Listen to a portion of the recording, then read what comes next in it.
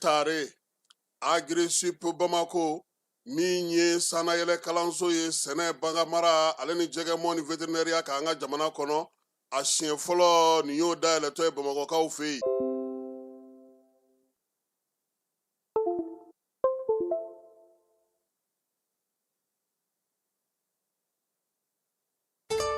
Cakɛda mun sigilen bɛ adamaden tɔgɔ la kunnafoniya lakanali kama Mali la n'a bɛ f'a ma ko autorité de protection des données à caractère personnel APDP u kɛlen don ka wulikajɔba daminɛ Bamakɔ suguba kɔnɔ. Wulikajɔ in laɲini ye jumɛn ye? Ka ɲɛfɔli kɛ, ka fɛsɛfɛsɛli kɛ ani ka suguba kɔnɔ mɔgɔw dɛmɛ ka formalité déclarative ka se ka o musaka sara ka sɔrɔ ma wuli ka bɔ u sigiyɔrɔ la. Formalité déclarative bɛ se ka ta vidéo surveillance kan, a bɛ se ka ta gestion clientèle kan, a bɛ se ka ta gestion de la paix kan, o n'a ɲɔgɔnna caman. Missionnaire ninnu u labɛnnen don APDP gilet la ka APDP badge d'u ma ka tila ka ordre de mission officiel dilan ka d'u ma. Formalité déclarative ninnu a musaka bɛɛ lajɛlen bɛ se ka sara Trésor Pays fɛ. Trésor Pays ye falandɛrɛ dayɛlɛlen ye jamana ɲɛmaaw fɛ walasa jamana kɔnɔdenw bɛ se k'u ka redevance bɛɛ lajɛlen sara ka sɔrɔ u ma wuli ka bɔ u sigiyɔrɔ la. Trésor Pays bɛ labaara i ka téléphone ou bien ordinateur fɛ. O musaka ninnu saralen a jagoyalen don APDP agent kan u ka reçu d'i ma, reçu min sanfɛ i b'a ye i ye musaka mun bɔ i y'a bɔ kun min na QR code dɔ b'a la i bɛ se k'o scanner walasa ka a sɛbɛntiya k'a fɔ k'i ka sarali ɲɛna. APDP b'a da jamana kɔnɔdenw tulo kan k'u ka agent minnu bɛ terrain kan u labɛnnen don ni gilet ye ka tila ka APDP badge d'u ma ani APDP ordre de mission officiel. Nin wulikajɔ in fɛ APDP bɛ k'a ka service gɛrɛ jamana kɔnɔdenw na walasa adamaden tɔgɔ la kunnafoniya lakanali bɛ don ba la an ka jamana kɔnɔ.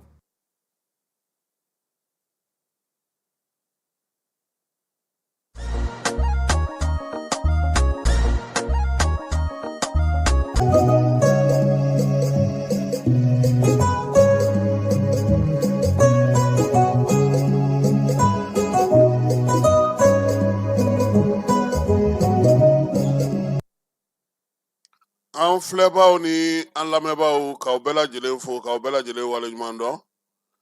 Bi su in na min ye kunnafoni telenw o waati o ye nin ye nka su in na min ye maa bisimilataw b'an bolo kɛrɛnkɛrɛnnenya la an bɛ taa Kulubakaw fɛ yen Fala ye bi min ye jamanakuntigi ye ale ye jɔnjɔn di maa 30 ma maa 30 minisiriw bɛ a la sɔrɔdasiw b'a la i ka gouverneur b'a la han Bakun Kante Tumutu gouverneur ale b'a la min ye sapeur pompier maaw ka directeur général ye Kojo général Kojo ale fana b'a la ka taa se cour suprême o procureur n'o ye Timo ye ale yɛrɛ ka jala de ka girin ni bɛɛ lajɛlen ta ye Fala ye u ko ko min ye Asimi Goyita ka waleyaw n'a ka baara kɛlenw ka kɛ ni olu ye sa minnu ye jɔnjɔn sɔrɔ u ko ko a kan ka jate Mali cɛbaw fɛ sabula k'a ye baara minnu kɛ a n'a bɛ ka waleya minnu kɛ a n'a bɛ ka miiriya minnu kɛ Timo ale min kumana maa minnu ye jɔnjɔn sɔrɔ tɔgɔ la a ko ko ani o jɔyɔrɔ ka kan bi na ka kɛ ni a ka baara kɛlenw ye halisa Kuluba faama sigiyɔrɔ la Fala ye nka sini an n'an da don o la k'o walawala o ye conseil des ministres ye conseil des ministres ale kɛnɛ kan sa baaraw kɔni sigira i b'a dɔn ka bɔ laadala ale b'an ka kɛ min ye araba de ye nka sen ta kɛra bi jumadonya in na Fala ye jɔyɔrɔ dira dɛ préfet danganw ani préfet ka dangan filananw Fala ye a bɛɛ lajɛlen a camanba o falenna su in na min ye lasigidenw fana ka baarako hukumu kɔnɔna na kunnafonidila yɔrɔ minnu bɛ yen olu fana maa caman sugandira olu la minisiriso fana caman kɔnɔna jɔyɔrɔ dira maa ma n'Ala sɔnna a ma sini an n'an da don a la kelen kelen nka an ka Sibi sous-préfet Fala ye n'o ye an balimamuso ye u ye ale kɛ préfet ye an b'a fo sabula n'a bɛ baara caman kɛ Sibi kɔnɔna na tiɲɛ na nin diyara an ye kosɛbɛ marabolo aw fana ta fanfɛla ninnu caman fana falenna dɛ préfet ni préfet dangan deuxième ni premier adjoint u caman u y'u falen ni conseil des ministres ale senfɛ wolomasiri tabaw fana ta b'a la fana Fala ye falen dɔw fana kɛra ye dagatigi dɔw fana falenna min ye Sagara ye colonel major Sagara n'ale tun ye Kidali dagatigi ye i ma ko u mana n'ale ye Bamakɔ ni Ala sɔnna a ma sini an n'an da don a la halisa président ka baara hukumu kɔnɔna na Fala ye bi jumadonyaba in na Asimi ale sunkalo o bonyaw dili daminɛ ka ban han maa minnu bɛ ni olu kɔni ka sɛgɛn bɛ olu la kosɛbɛ n'olu sɛgɛnnen don kosɛbɛ fala ye bamakɔ kɔnɔna na ni se bɛrɛ tɛ minnu ye jamanakuntigi ale y'i bolo fa k'a to min ye balo ale 500 o de dilanna bi min ye malo bɛ a la sukaro bɛ a la ɲɔ bɛ a la ka taa se tulobudɔn o bɛ a la k'o di a bɛ fɔ o ma ko kiti kelen o kelen sa kiti 500 o de tilara bi bamakɔ kɔnɔna na n'ala sɔnna a ma sini an n'a tɔ bɛɛ lajɛlen fana fɛsɛfɛsɛ jamanakuntigi i b'a dɔn k'a fɔ ani wolomasiri tabaw ye ɲɔgɔn ye fala ye yɛlɛmaba minnu kan ka kɛ samɛ hukumu kɔnɔna na baro kɛlɛtigi ye o ɲɛfɔ asimi ko sa ko min ye ɲinansan in ye a b'a fɔ ka kɛ min ye sankɔrɔta san ye wulikajɔ ni cɛsiri ka dɔ fara halisa wolomasiri tabaw ye se minnu sɔrɔ ani min ye u ka baara kɛcogo ɲuman bɛɛ lajɛlen bɛ se ka nimisiwasa sɔrɔ u ka baaraw la cogo min na nka min ye ɲinansan ye fana a ko bɛna kɛ seko ni dɔnko ale ni kalan k'a bɛ kɛ o san ye an ka jamana ale kɔnɔna na perezan y'a yira sa k'a fɔ ko fasoden ɲumanya kɔni fasodenya waleyaw min ye fasoden yɛrɛ bɛ se ka sigi sen kan cogo min na an ka seko ni dɔnko kɛlen don ka fɛɛrɛ minnu tigɛ o la k'o baaraw kɛ sa ka don an ka kalansenw kɔnɔna na yaasa sini ma sinikɛnɛ ma an ka se ka jamanaden ɲumanw o sɔrɔ an ka jamana kɔnɔ wala ye min ye armée de l'air ye ale ka san 50 ɲɛnajɛ kɔnɔna na sa ko denfaya kun talen don ka di colonel à la retraite karamɔgɔ ɲare ma karamɔgɔ ɲare ale tɛ maa dogolen ye fala ye wolomasiri tabaw ka gun ka bi a ye baara min kɛ bamakɔ yɛrɛ kɔnɔna na o dogolen tɛ maa la danaya min dara ka sa bamakɔ tu tigɛbaw n'o o ye ɲarew ye turew ni darabew ni tawatiw u bɛɛ lajɛlen y'u bolo fara ɲɔgɔn kan ka sefa wari 1,000,000 di ko k'o di armée de l'air maaw ka maa minnu bɛ bi n'olu joginen don minnu bɛ furakɛli la ko k'o di olu ma k'o kɛ k'u ɲɛji susa karamɔgɔ ɲare ka denbaya tɔgɔ la kabila yɛrɛ bɛɛ lajɛlen tɔgɔ la sa u y'a jira k'a fɔ ko foli ni tanuni ko ka fara nin an ka dugutigi kura de ye koyi nin ye titi ɲare de ye ale fana ka sigili bɛ yen an na tila k'an da don o la ɲɛfɛ sedu sako n'ale jalafara komini maire ye fala ye ale de kalikan ye sa ko fo jalafara ka yɛlɛma ka kɛ sigida ye sigida min bi ni a bɛna kɛ ɲɔgɔn tɛ ɲɔgɔnmada ye o la sa jibondow n'o ye satodow ye a bɛ k'olu jɔ cogo a bɛ k'o jɔ ten yaasa min ye sunkalo min setɔ filɛ nin ye bɛɛ lajɛlen ka ji sanuman sɔrɔ jalafara komini n'a lamini n'a dugumisɛnw bɛɛ lajɛlen kɔnɔna na komini yɛrɛ baarakɛyɔrɔw ka taa se kalansow ma ale ni baaraba minnu bɛ yen n'olu bolo dalen don a bolo ɲinansan kɔnɔna na fala ye a ye nin bɛɛ lajɛlen fɛsɛfɛsɛ ni ala sɔnna a ma don nataw la an n'a olu da bɛɛ lajɛlen tulo kan bɛɛ bɛ se ka faamuyali kɛ o la cogo min na kiiri min jaabi tun kan ka bɔ bi fala ye n'o ye paramotu ni embraer ye k'an n'an sigi sɔɔni han kiiritigɛlaw ka ɲɛmaa ko ka kɛ ni sɛbɛn in kow ye ka kɛ ni lamɛnniw bɛɛ lajɛlen kɛlen kɔfɛ ye ko kunnafoni min b'u olu bolo ko fo ka dafa o la kiiri jaabi ma se ka di bi u y'a yira sa ko jaabi kɔni dili o na waati wɛrɛ kɔnɔ sabula olu b'a fɛ ka maa wɛrɛw lamɛn ka fɛɛrɛ wɛrɛw sigi sen kan yaasa min ye tribunali yɛrɛ ye n'a ma ɲɛ ko a bɛ ɲangini kɛ a ka sinsin ko kolo girin kan min ye sɛbɛn kolo girin ye o ka se ka sɔrɔ a bolo o la sa u y'a yira sa ko min ye u ka délibéré n'o ye kiiri jaabi bɔli ye ko fo kunnafoni jɔnjɔn dɔw bɛ yen u ka olu ɲini k'olu sɔrɔ o hukumu kɔnɔna na sa u y'a yira fala ye k'a fɔ k'u bɛna kuma daminɛ kura ye han o la kiiri dɔgɔdala sa ka bila waati min na n'a bɛna daminɛ o ye marisikalo tile 23 ye baarakɛyɔrɔba 2 yɛrɛ paramus ni embraer fala ye ko sɛbɛn bɛna c'u ma han u ye sanni feere sugu sigi cogo min anu sera ka baara kɛ cogo min sɛbɛn b'u yɛrɛ bolo u ka na n'o ye wa min ye sɔrɔdonbaw ye u k'u labɛn ale ni ministère public ni procureur u bɛɛ lajɛlen k'u labɛn ka na ni daluya kolo girinw ye yaasa kiiri ka se ka kunnafoni ka ɲɛ cogo min maa minnu bɛ yen sa u ka se k'u ta n'u bila dɔn nka o y'a yira sa k'a fɔ maa 8 tun bɛ yen olu tun bɛ kiiri bolokɔrɔ nin ko in na fala ye ko maa 8 fana na to kiiri bolokɔrɔ sabula u tɛna se ka bila ka t'u ka so sariya ale b'u mara a bolokɔrɔ yanni marisikalo tile 20 ale ni 3 cɛ n'ala y'an si jɔ k'o kɔnɔ fala ye min ye chambre de commerce président kɔrɔ ye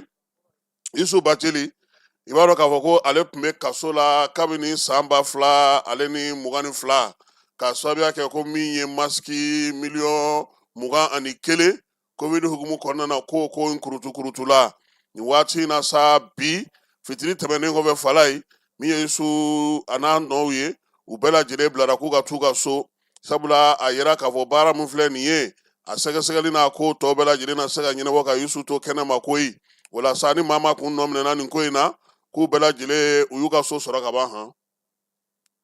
yɔrɔ sɛbɛn in an yɛrɛ kun y'an da don a kuma na yan a waati la ka ɲɛfɔli kɛ k'a yira k'a fɔ ko fɛn min don a sɛbɛnw bɛɛ lajɛlen jɛlen bɛ yen masiki dira maa minnu ma a dira baarakɛda minnu ma jɛkulu min sigira sen kan ja minnu sɔrɔla la anw y'a bɛɛ lajɛlen yira fala ye bi kiiri tigilamaw y'a yira ko k'u bila k'u ka t'u ka so o b'a yira sa k'a fɔ ko nɔminɛli kɔni nin ye o bannen ye olu ta in na fala ye kwajigo kuma a fɔra ko an bɛna kwaji sɔrɔ nka anw bolo an ka jamana ɲɛmaw u kan ka nin ko in fana ta ni hakili ye fala ye OMS ale b'a fɛ ka min kɛ nin ye a ɲinina yɛrɛ fɛ fɔlɔ k'a ka kurun boli min ye ka bɔ Amidedi ka taa se min ye Senegal kɔnɔna fala ye kɔgɔji yɛrɛ sanfɛla sɔrɔli o ma se ka kɛ fɔlɔ nin y'a san 50 ye nin kuma ninnu fɔli bɛ sen na nka Zeyin u kun ye layidu de ta Asimi ye san 2022 fala ye k'u bɛna waleya ninnu kɛ nka halisa a ma se ka ɲɛ sɔrɔ Mali ale ni Senegali cɛ bajikan kurun o ka boli o ka fala ye a ma sabati fɔlɔ dɛ sabula min ye baara ye ŋaniya ni fɛn minnu sigira ani musaka kan ka bɔ yɔrɔ ma n'a kan ka ɲini yɔrɔ min fo wulikajɔ ni cɛsiriba yaasa baara in ka se ka sigi sen kan ŋaniya ɲuman kɔni don ni Mali yɛrɛ sera ka wulikajɔ kɛ ka cɛsiri kɛ n'o tɛ n'an y'an jigira nanzaraw ka wari ka fala ye tile bɛ guwan na dɛ tile bɛ sɔn ka guwan na n dun b'a dɔn k'a fɔ an ka jamana ɲɛmaaw sɔmi janyana nin ko in na a mɛnna u yɛrɛ lakɔlɔsili caman kɛ sabula waati laban ninnu na min ye Moritanikaw ye olu de bɛ ko in kunna u nana u ye ɲɛfɔli kɛ u ye minisiri min bɛ nin waati na sa ni ale bɛ maliden minnu bɛ kɔ kan ka ko kunna fala ye ale ye sen bɔ a kɔnɔkɔrɔ ka taa kayikaw fɛ yen min ye diɲɛsirege naani tɔnjɛkulu min bɛ maliden mɔgɔ minnu sigilen don kɔ ka sa ka se ka olu dɛmɛ cogo min na olu kɔni taara ka taa maa dɔw kunbɛn minnu segira ka na n'o ye sifinnakaw ye donbolo ani mina Croix-Rouge ale y'o ta k'o di Bamakɔ centre d'accueil maaw ma yaasa u bɛ se ka tɛ cogo min na ka se ka baara kɛ n'o ye n'Ala sɔnna a ma min ye o bolimafɛnko n'o fɛnw ye sini an na an da don o la fala ye ɲarelakaw u ye wele bila an ma min ye dugutigi kura sigili hukumu kɔnɔna na k'a ka d'u ye sini jani an ka y'u ka kɛnɛ kan ɲarelakaw fɛ yen ɲagatew n'a y'i diya n'i m'a fɔ se ka fɔ ɲagate i b'a fɔ ko ɲare a fila bɛɛ lajɛlen ye kelen ye olu ka dugutigi n'o ye Bamakɔ dugutigi ye fala ye n'o ye ɲarelakaw ka kabilatigi ye o de bɛna sigi sini maa min sugandira sa ka bila u ka ɲɛmakɔrɔ nɔ na o ye Titi Ɲare ye ale kɔni bɛna ɲagatew ani ɲarew olu ka dugutigiya ta fala ye si bɛ san 83 la min ye a ka golokansigi o ye sini ye sabula kabini san 3 tɛmɛnen kɔfɛ maa min bɛ yen n'o fatura n'o ye Dramani Ɲare maa tun ma se ka bila o nɔ na fiyewu sisan waleya in hukumu kɔnɔna na sa k'a ɲininen don bɛɛ lajɛlen fɛ sini nɛgɛ kanɲɛ 9 k'an bɛɛ lajɛlen sɔrɔ Ɲare la yaasa nin baara in bɛ se ka taa k'an ɲɛna cogo min na bonya an y'a minɛ n'an bolo fila ye n'Ala sɔnna a ma an na fɛɛrɛ ni dabali bɛɛ lajɛlen tigɛ fala ye jani a ka ye a kɛnɛ ka Ɲarelakaw k'u fo k'u waleɲuman dɔn min ye Bamakɔ tutigɛbaw ye Ture Darawe Tawatiw k'u bɛɛ lajɛlen fo min ye kɛnɛ ye k'a ɲɛmaya talen don ka di dugutigiw ka tɔnw ma fala ye ale ni kafotigiw ni kabilatigiw ka tɔnw ma golokansigi sini don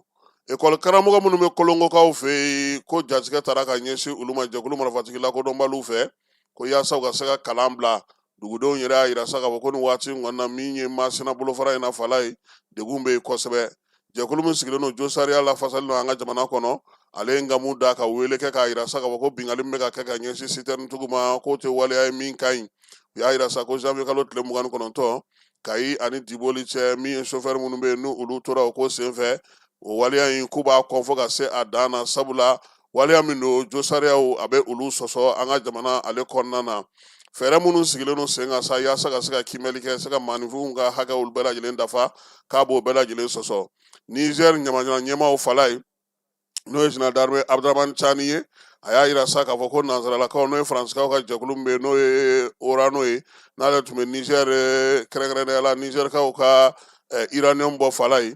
k'u bɛna kɛ u bɛna a minɛ sabula u b'a kɛ Niger yɛrɛ ta ye wulikajɔ kiiri u n'u wele bɔgɔ jeninen kan yaasa nin ko in bɛ se ka bila segilen kan cogo min kabini fangajaso kɛra Nizɛrikaw fɛ fala ye fo kana se nin waati ma min ye Faransi kɔni ye sa ni jɔnjajuru baaraw ka d'ale ye kosɛbɛ ale de kɔni kun jɔyɔrɔ ka bon uranium ko in na uranium kɔnɔna na 100 sara la 90 tun b'a bolo min ye Faransika ni baarakɛla ye uranium bɔlaba in ye sa olu kɔni kun ye Nizɛrikaw kɔni tontan k'u nantan nin ko in na koyi u ye wulikajɔ fɛn fɛn kɛ u kun ma se ka se sɔrɔ fo kɔsa in na Niger yɛrɛ ɲɛmaaw olu ye fɛɛrɛ kura de sigi sen kan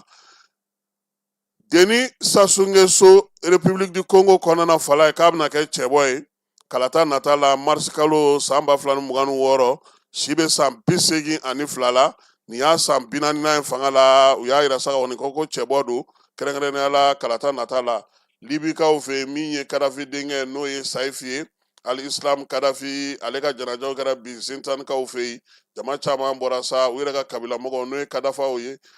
kadadaw ye olu bɛɛ lajɛlen tun bɛ ko in kɛnɛ kan janaja in a kɛra ka kɛ ni juma jiginnen ye u ka kabilatigiw balimaw ni sinjiw ni teriw ni dugudenw caman u bɔra ka taa min ye Saifu Al-Islam bila a dayɔrɔ laban na Egypte ni Turki ka bolodiɲɔgɔnma kɔnɔna na Erdogan ale ni Egypte jamanakuntigi olu ye ɲɔgɔn ye n'o ye Abdel Fattah al-Sisi ye u y'a yira sa ka fɔ kɔni k'u ye bɛnkan sɛbɛn sigi sen kan bɛnkan min na to u b'u bolo di ɲɔgɔn ma sa yaasa waatiw kɔnɔna na min ye Iran ni Sudan ni Gaza ko baara ninnu u bɛ se k'u bolo baara kɛ o hukumu kɔnɔna na cogo min na Ukraine ale ni Irisi ka kɛlɛ halisa min ye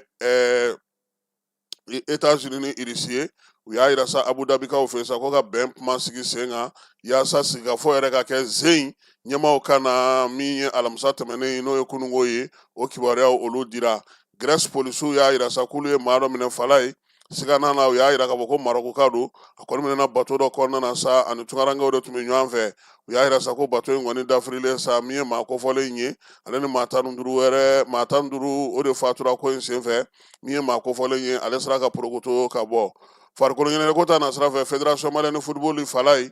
ale cilen kɔfɛ sa CAF ni FIFA u ye bataki bila ka na ko fɛɛrɛ kɛrɛnkɛrɛnnen ka sigi ɲɛmaaya bɛ se ka sigi cogo min na sen kelen kan min ye ɲɛmaaya jɔyɔrɔ ye sa o kan ka se ka di maa minnu ma sa o baaraw ka sigi sen kan o fana kɔfɛ sa secrétaire général n'o ye Sidibé Maga sa ye bi bi in na k'ale ka assemblée sigi sen kan n'o ye assemblée extraordinaire ye min bɛna to fédération yɛrɛ a comité exécutif kura bɛ sigi san 4 bɛ d'u ma u bɛ se ka baara kɛ cogo min na FIFA ni CAF k'olu nana ka na lakɔlɔsili kɛ kalata bɛ se ka kɛ cogo min na musaka bɔliko na sira la sa min ye wari min bɛ di FIFA fɛ ani CAF fɛ Mali ma fala ye k'u bɛna o lakɔlɔsi ka Sidibé Maga sa ale ka bolonɔbila n'o ye signature ye ka taa fara Koniba Mayiga kan n'o ye directeur administratif financier ye k'olu fila dɔrɔn de bɛ se ka wari labɔ Mali fédération ale tɔgɔ la nin waati in na fo ka taa se kalata o tɛmɛni ma FIFA y'a yira fana k'a fɔ ko a bɛna n'i janto Mali ka nin waleya in na fo ka taa se a kun forili ma nin y'an ka kuma la kumabaw ye bi su in na fala ye. Dugu kɔnɔna sigida dɔ la bɛɛ b'i ci la nka baara o baara kɔfɛ laɲini dɔ bɛ yen laɲini min bɛ kɔlɔsili walima bololabila ko fɔ Fatou filɛ nin ye a bɛ baara kɛ BTP de la a ye baara kura dɔ boloda k'a sɔrɔ a ma ko fɔ EDM mɔgɔw ye o nana ni mun ye kuranfili dɔ tigɛra sigida kelen bɛɛ bilala dibi la Fatou ta ye bololatigɛ dan ye wa a dan ma diya mɔgɔ si la nin ye Mamadu ye taxi bolila don k'a to mɔbili boli la a ye kuran poto dɔ gosi k'a kari a ma boli wa a ye EDMSA ka centre d'appel wele a ka nin kɛwale ɲuman in b'a to ka sara wɛrɛ tɛna bɔ a la Mamadu ye fasoden ɲuman ye wa a jan bɛ bɛɛ ka lakana na nka bɛɛ tɛ nin hakilina ɲuman in sɔrɔ Isa filɛ nin ye a bi ka kɛ komi a bi baara dɔ la k'a sɔrɔ a bɛ ka kofere électrique fil de bɔ ka t'u feere kuranko la fɛn bɛ jate kan ka minɛ an kana kɛ Fatou ni Isa ɲɔgɔn ye an ka kɛ i komi Mamadu n'aw bɛ fɛ ka dingɛsen baaraw kɛ aw bɛ EDMSA ka servisiw wele walasa aw kana tiɲɛni don dugu jukɔrɔ filiw la fasodenw aw kana ɲina ka dantɛmɛwalew kofɔ kuranko ta fan na aw bɛ weleli kɛ 36 077 la walima agence EDMSA mun ka surun aw la lajɛlen ma aw minnu b'a fɛ ka voyager k'a sɔrɔ a ma degun sɔrɔ a ka voyage kɔnɔna na compagnie de transport Somatra u y'a kanu ka na ni kari kura caman ye kari minnu dilanna norme kɔnɔna na aw ka lafiya kama a suspension wo a climatisation a siège wo n'i ye kari jɔlen ye foyi tɛ jigin kɔnɔ i bɛ se ka don a kɔnɔna na cogo min na Somatra e ka kari Somatra ne ka kari Somatra anw ka kari o hukumu kɔnɔna na kari ninnu bɛ sira ta don ko don Bamako Segu San Moti Kucala ka taa se Sikaso ma Keɲeba Kita u ma ɲina Yoro di Sahel maaw kɔ ka taa se Kolokani Jijeni fo ka taa se Bɛnma ma Somatra fiɲɛ foroko Somatra ka wuli hɛrɛ la ka se hɛrɛ la ayiwa client aw bɛɛ lajɛlen ma aw minnu b'a fɛ ka voyager k'a sɔrɔ a ma degun sɔrɔ a ka voyage kɔnɔna na an y'a fɔ aw ɲɛna cogo min na bi su in na min ye AS Espoir de Sahel ye ka bɔ Yoro di Sahel kaw fɛ yen ale président danga ma an bolo n'o ye Gajaba Sise min y'an ka kɛnɛ in ye dunan tɛ sabula nin t'a siɲɛ fɔlɔ ye ka na Gajaba ye ni su i nana ka na an ka wele jaabi su in na an b'a fɔ n k'i bisimila Yorokaw ko ko n ka to ka marakakan f'i ye dɛ o bɛ diya an ye dɛ i dɔgɔnin caman de ye wele ko n ka to k'i ɲininka marakakan na ayiwa ye bisimila an y'a fɔ cogo min na sa Mali farikolo ɲɛnajɛ tɔnba ale ɲɛnabɔ jɛkulu min bɛ n'o ye comité exécutif ye maa 19 janvier kalo in kɔnɔna na a yira k'a fɔ k'u bɛɛ lajɛlen ye walan sɛmɛ in e yɛrɛ ye a lakɔlɔsi wa y'a ye k'a tun bɛ n'ale wa ou bien a balala i la de Kasim a ma bali ne na ne delila ka kuma fɔ yan nɔ n ko ni fɛn fɛn bɛna b'a kunna moi ne kɔni a ma bali ne na ka da mun kun jumɛn kan kabini don min na bureau in sigira ne ye conférence de presse kɛ 30 minutes après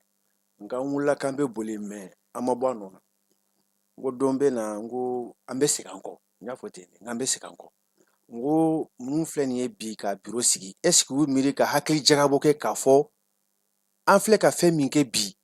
yala a tɛ sigi ka na an ma wa n ko n'u tun y'o jateminɛ kɛ yanni u ka kalafili n y'a fɔ kɛnɛ kan yan i fɛ yan a mɛnna n ko n'u tun ye o jateminɛ kɛ o la u bɛ segin u kɔ ka na lajɛ k'a fɔ ko an bɛna don ko min na bi yala a tɛna an dun wa ni ko k'an dun c'est à dire ka se an na an nana o kɛnɛ de kan bi nka e yɛrɛ bolo est ce que u y'a kɛ yaasa ka farikolo ɲɛnajɛ kisi wa ou bien u y'a kɛ u dɛsɛlen de ne ka faamuyali depuis a daminɛ na n bɛ min fɔ n bɛ segin o kelen de kan quoi an bɛ ɲininkali de kɛ yala a kun dabɔra yɛrɛ de ka Mali farikolo ɲɛnajɛ min ye balontan ye ntolanci est ce que a kun dabɔra de o développement o taaɲɛ kama wa n'o taaɲɛ de don mɔgɔ min sugandira liste mun sugandira o don ni a ɲɛma et puis n'o y'a sɔrɔ fana k'a fɔ sariya ye min fɔ a tuma la k'a fɔ mɔgɔ min bɛ liste ɲɛfɛ n'a bɛ nin position na liste bɛɛ de tun kan ka bin depuis a daminɛ na an y'olu fɔ ka tɛmɛ mais bi an tɛ yen bi u bɛɛ ye walan sɛmɛ maintenant n'u bɛɛ ye walan sɛmɛ hakilina kuraw de kan ka na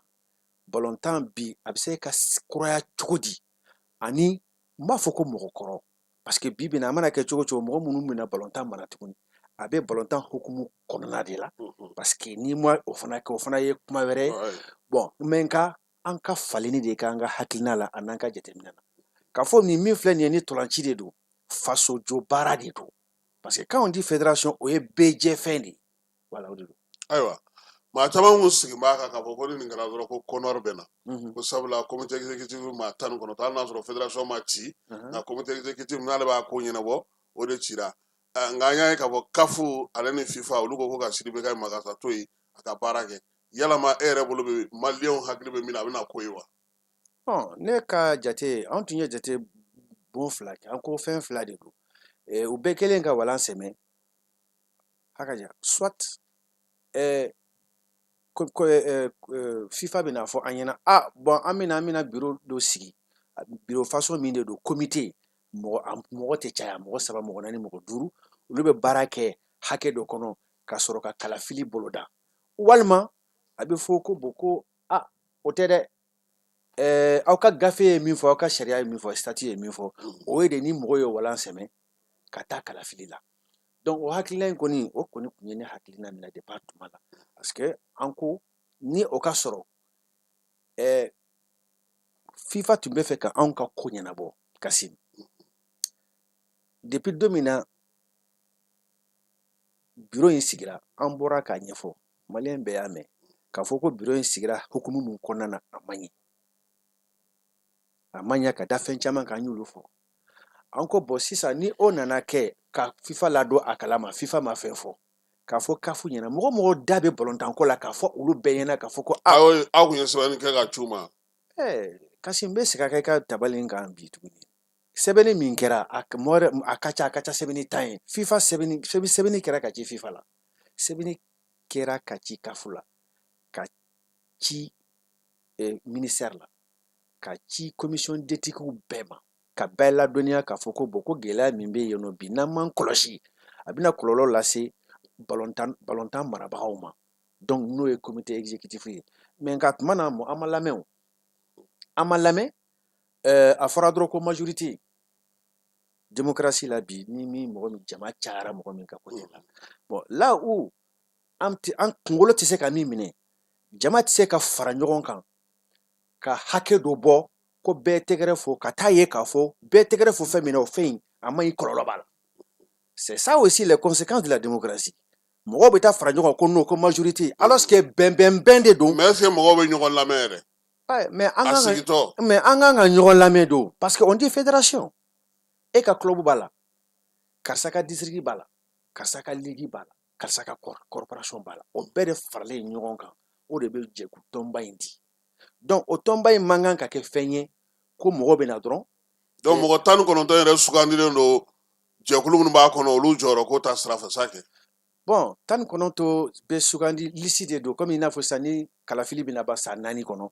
kalafili kura tali o bɛ daminɛ. Bon maintenant n'o nana kɛ kalo 3 yan'o cɛ mɔgɔ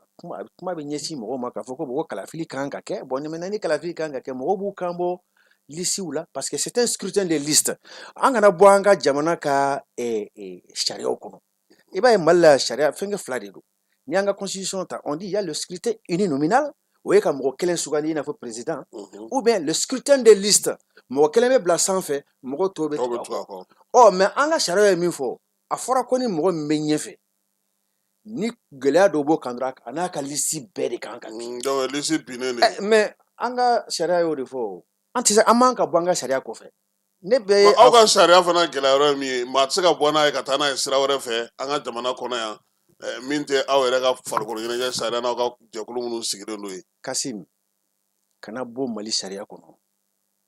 an kana bɔ an ka sariya kɔnɔ. La loi qui régit les associations en République du Mali, la loi de 2004, n'est-ce pas? I b'o dɔn kɔni. N b'o dɔn. Jɛkulu ni hadamadenw bɛ fɛ ka fara ɲɔgɔn kan an ka jamana in kɔnɔ aw bɛ tɛmɛ ni sariya kisɛ minnu b'o kɔnɔ an bɛ tɛmɛ ni o ye. O de récépissé bɛ bɛɛ bolo.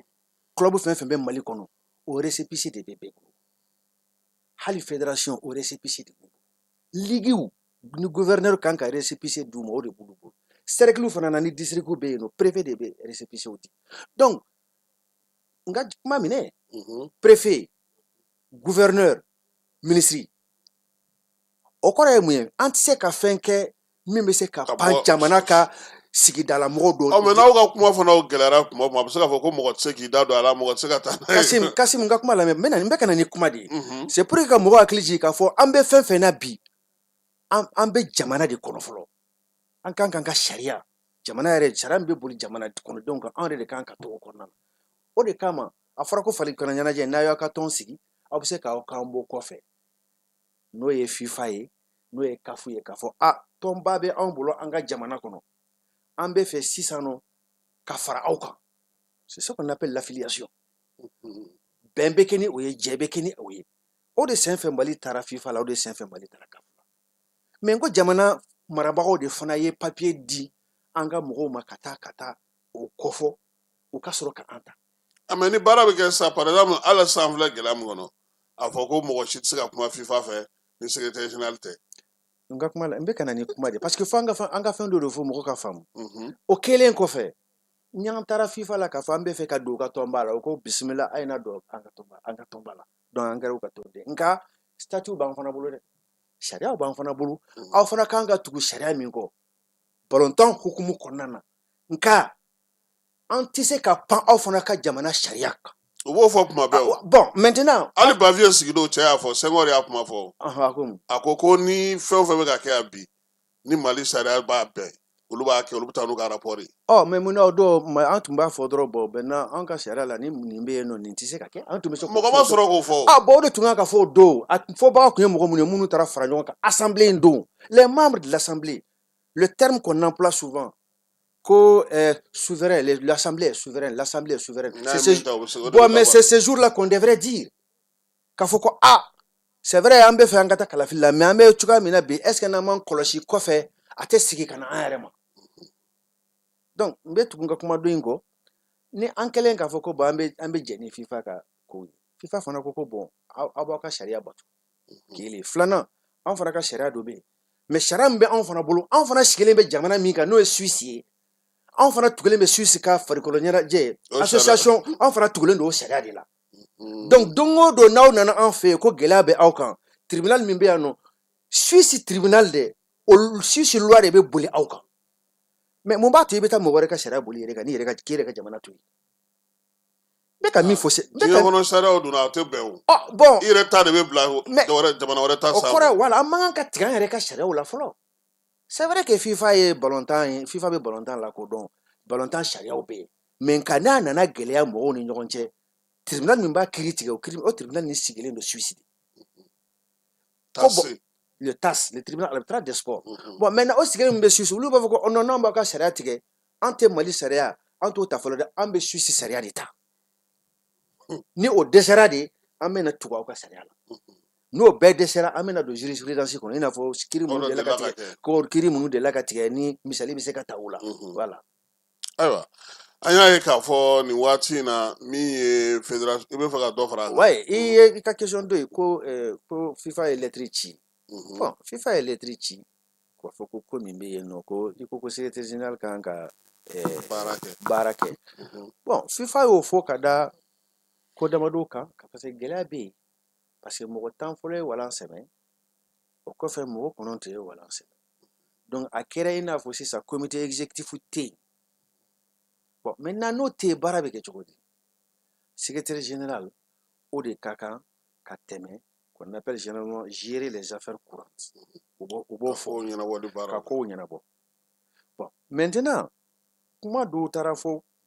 kuma minnu ni sahaba k'a fɔ ko bon ko secrétaire général tun bɛ lahalaya mun kɔnɔ k'a fɔ ko bon ko secrétaire général de don nka papier t'a la. O ye gɛlɛya ye. Nka an bɛ yɔrɔ min na bi FIFA y'a jira k'a fɔ k'a bɛ se ka tɛmɛ ni baara ye. FIFA de y'a fɔ k'a bɛ se ka tɛmɛ n'a ka baara ye. FIFA an tɛna fɔ ko mun na FIFA y'o fɔ parce que an y'a dɔn k'a fɔ ko papier ma yira i n'a fɔ membre minnu bɛ yen k'a fɔ ko bon ko papier min filɛ k'a fɔ k'a yirala bɛɛ la i n'a fɔ n'i bɛ ligue la sisan e kan ka papier in sɔrɔ ligue ma sɔrɔ club ma sɔrɔ mɔgɔ si ma sɔrɔ e mun ye membre ye i t'a dɔn secrétaire général de don a fɔr'i ye mais papier min b'a jira k'a fɔ ko secrétaire général don a tɛ yen an m'a ye. Donc nka san 2 ani tila a y'o kɛ baara la. Donc a ye Mali engagé parce qu'il faut se dire la vérité il a engagé le Mali à travers la fédération représentée. Ale de papier sɛbɛn ka ci FIFA la ka papier sɛbɛn ka ci CAF la. CAF ma deli k'a fɔ ko bon ko an m'i lakodɔn ou bien FIFA ma deli k'a fɔ ko bon k'an m'i lakodɔn o ma deli ka kɛ. Yan yɛrɛ fana papier yan yɛrɛ fana o kɛrɛ bɛ kɛ. O de kama na ko an bɛ mɔgɔ la o Gajaga parce que yan a fɔra ko sɛbɛn t'a la o fɔra bɛɛ ye. A ko k'a bɛ taa n'an ye sira dɔ fɛ k'a kana o kɛ ko sabula ko ale yɛrɛ tɛ sɛbɛn t'a bolo a welela k'a ɲininka papier ma se ka sɔrɔ sisan FIFA ni CAF bɛɛ kɛlen don k'i ɲɛ datugu a kan pour que ka se ka waati latɛmɛ de don wa ou bien waati la ne y'a kɛ min ye o ye ka waati latɛmɛ parce que a fɔra ko komi parce que est-ce que o papier a ye papier signé bi ka bɔ kabini don min a fɔra ko secrétaire général don san 2 ni kɔ n'i ko k'i b'o bɛɛ remettre en cause tout cela ça veut dire que il faut revenir jusqu'aux élections.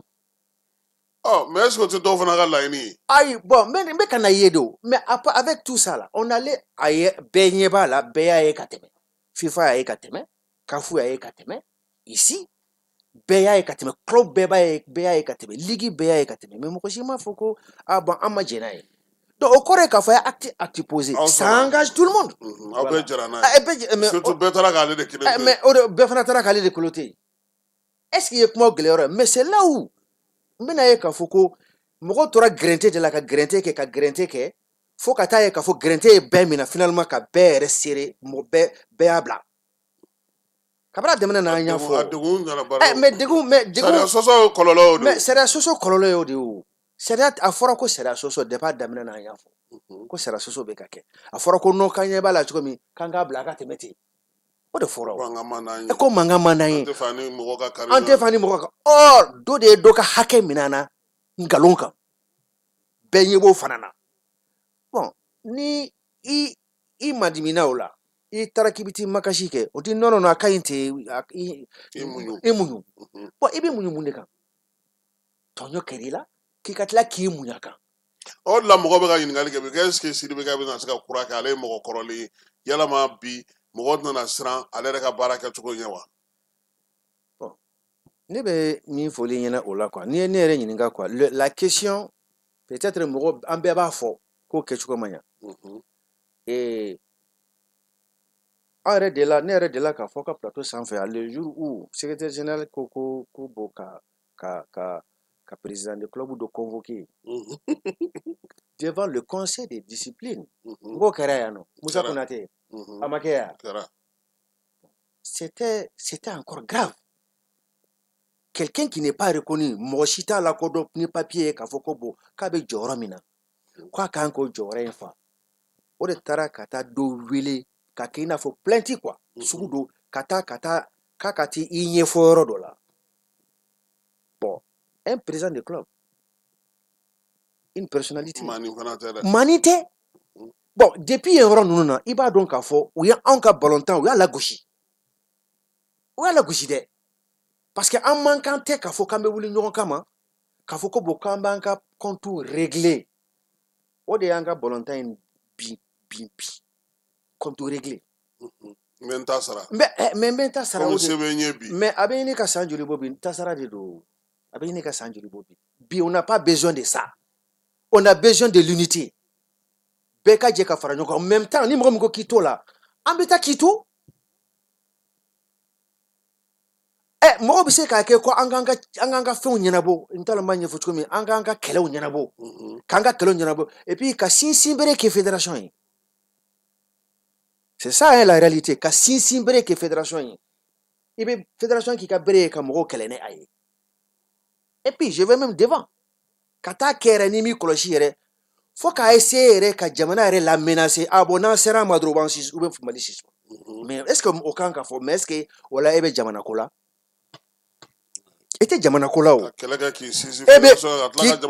ka tila ka jamana yɛrɛ bagabaga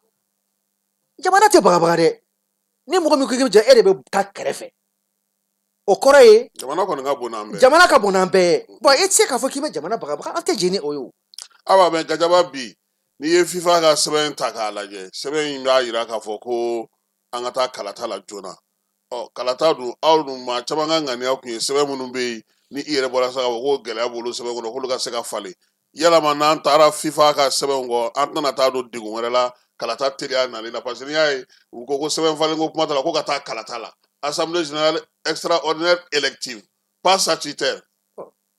n t'a dɔn n'i bɛ se ka min fɔ o yɔrɔ la. Kasim a bɛ kɛ n y'a fɔ ko fɛn fɛn bɛ ka kɛ a bɛ bali bɛɛ la fɔ ne parce que ne filɛ élection min filɛ ne tun y'a kuma fɔ. I y'a fɔ mɛ i kelen yɛrɛ kɛ. bon ne kelen de y'a fɔ ne y'a fɔ bi voilà moi j'ai dit ça. I kelen de y'a kuma fɔ. o tun ye ne ka hakilina de ye mais FIFA yɛrɛ fana tilala ka na o hakilina kelen in ta bon ce n'est pas parce que je suis avec la o tɛ o mais ne ka hakilina de tun ye o ye n ko parce que FIFA tɛ se k'a yɛrɛ kɔrɔbɔ a tɛ se ka na segin a yɛrɛ ma mun na FIFA de ko FIFA bɛ na ni communauté de normalisation ye condition fila de la